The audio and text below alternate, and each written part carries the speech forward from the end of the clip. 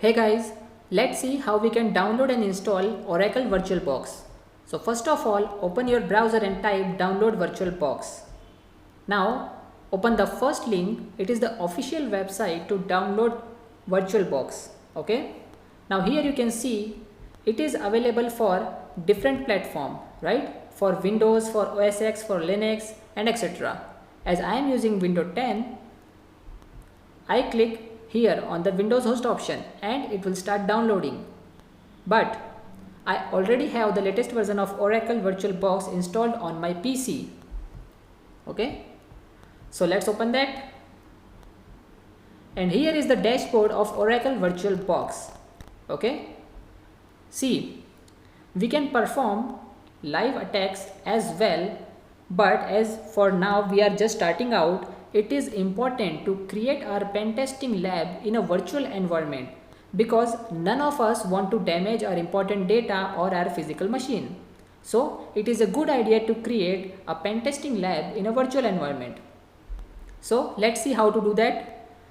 Suppose we want to install Windows 7 in this VirtualBox. So click on new, type any name like Windows 7 test machine. Okay, select the type, that is window, select the version and click on next. Here you can assign the RAM. Okay, how much RAM you want to allocate, you can change this if you want, see, but 2 gigs is sufficient. So click on next. Here you have 3 different options. First, do not add a virtual hard disk. Okay, second, create a new virtual hard disk now, and third, you can also use an existing virtual hard disk file if you want. Okay, as you can see, I already have some virtual machine installed, so I can use the remaining space from their storage to create this new virtual machine. But for now I am going to select create a virtual hard disk now. Click on create. Here you can see 3 different options. VDI. VDI is the personal VirtualBox disk image. Okay, it's the type of hard disk which VirtualBox used personally, and the other 2 are useful to import any other existing virtual machine that is created using some other virtualization software. Click on next. Here you have 2 options, dynamically or fixed. You can read the difference between the 2 if you want. Okay, click on next. Here you can assign how much storage you want to give this virtual machine. Okay, so you can change it if you want, but 32 gigs is sufficient. Click on create, and that's it. Now the second option is settings. You can also change settings for your newly created virtual machine or your existing virtual machine from here only, right? So here is the general option, leave it to default. Then system comes the next. You can change your RAM from here. Okay, you can change the boot order also if you want, but for now leave it all these to default. You can also change your processor. Okay, you can also change the execution gap. Now what is execution gap? It is the processing power, so leave it to 100%. Now third is display. You can change video memory. You can assign more or less as per your requirements. You can also change the monitor count. Leave all these options to default for now, and now comes the storage.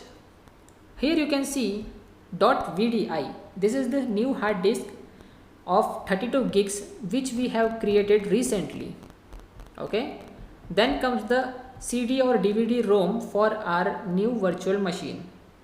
You have to enter your ISO file here to continue the installation part of Windows 7 operating system.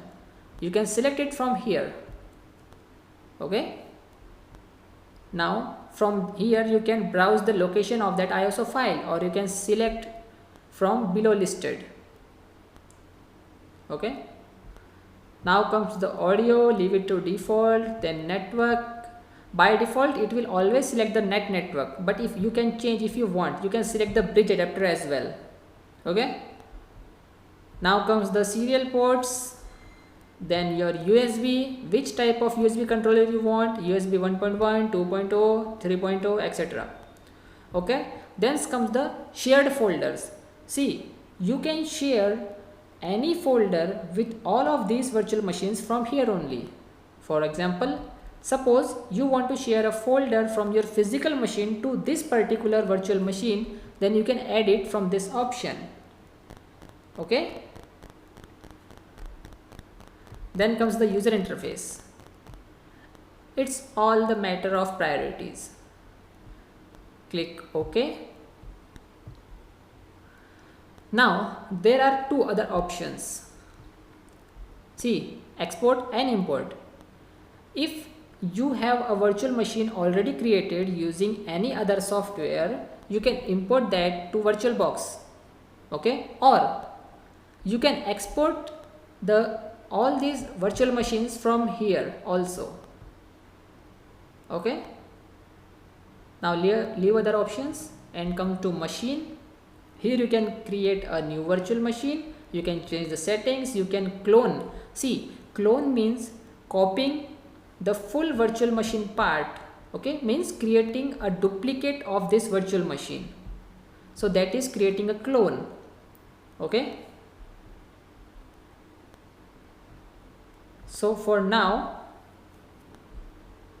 let's end this video, and in the next lesson I will teach you how to install Windows 7 on this VirtualBox, right?